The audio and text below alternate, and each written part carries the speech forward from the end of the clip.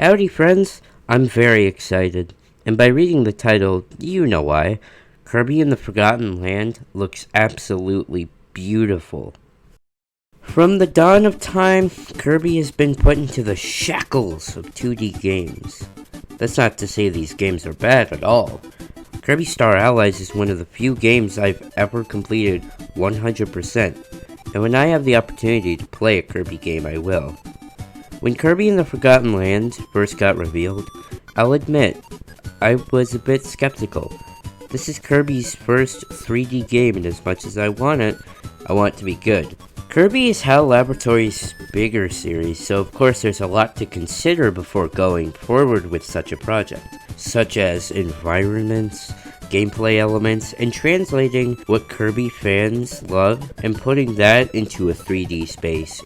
And from what I've seen, in my humble Kirby-loving opinion, HAL Laboratories nailed it. At the time of writing, the Kirby and the Forgotten Land teaser with proper gameplay came out 13 days ago, and I am very excited.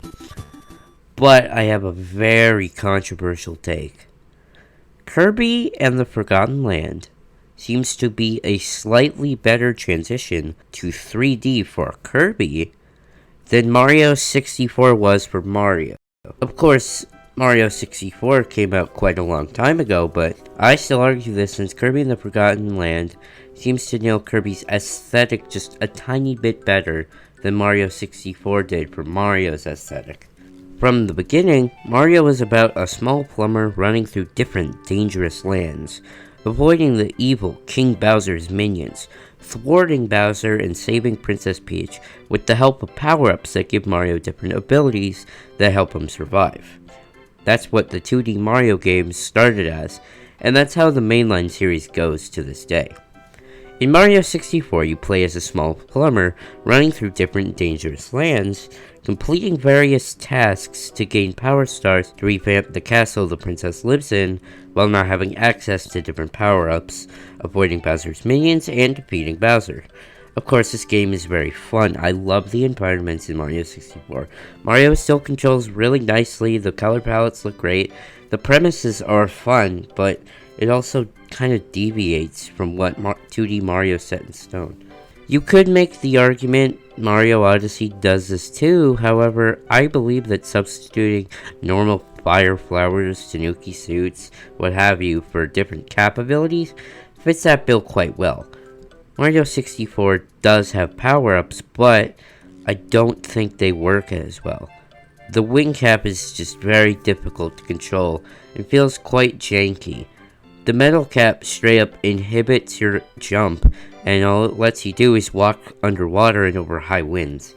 This is only helpful for a couple of stars, and then you don't really need either of these. Same with the last cap, the invisible cap. I can't think of any stars you get with the invisibility cap besides the invisibility cap stage's star.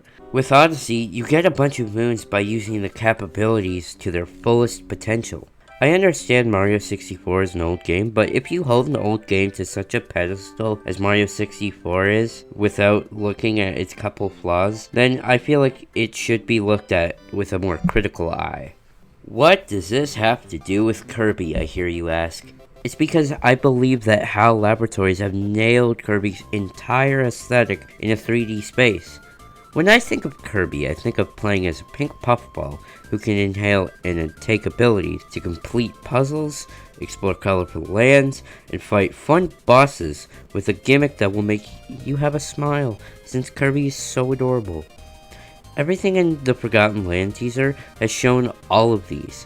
From what I've seen, the so-called gimmick could be the Waddle Dee Village. They have some mini games and you'll get little figurines from one of those mall vending machines, I think they would be. The environments feel as though you get a new angle you wouldn't normally get in Kirby Star Allies.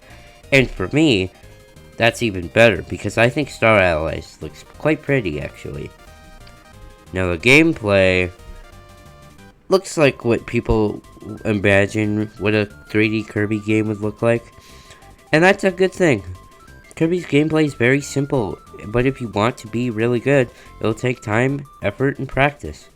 From what I've seen and what Nintendo has showed us, Kirby will have the typical Kirby affairs of puzzles and different rooms to go in, and while I'm not totally sure about the rooms, I definitely feel as though Kirby's core gameplay is going to be very well translated. This game looks beautiful. When it comes out, I'm definitely reviewing it. I'm probably not going to give it a score or anything, but I'll say if I recommend it or not. Anyways, that's all I have for you guys today. I hope you have a good one.